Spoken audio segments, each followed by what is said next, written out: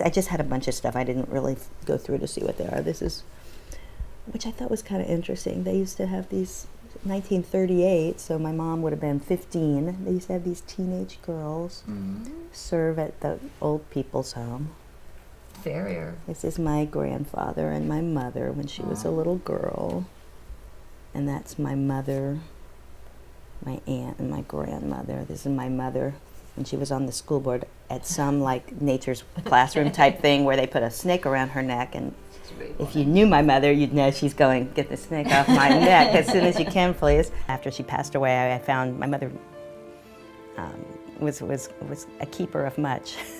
Trying to think of a nicer way of saying she was a pack rat.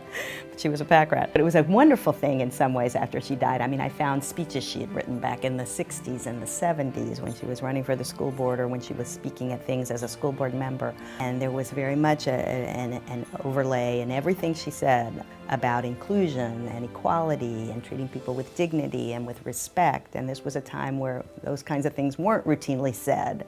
And of course, this was a time of great turmoil, nationally, locally, a lot going on in terms of desegregation and civil rights.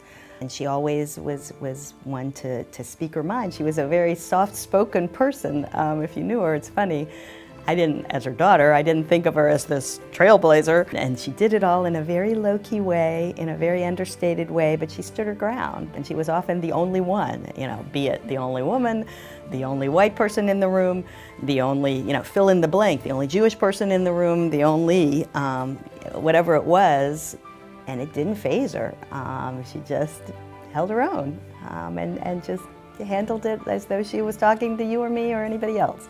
Didn't change her way depending upon the group, the setting, the vote, didn't matter.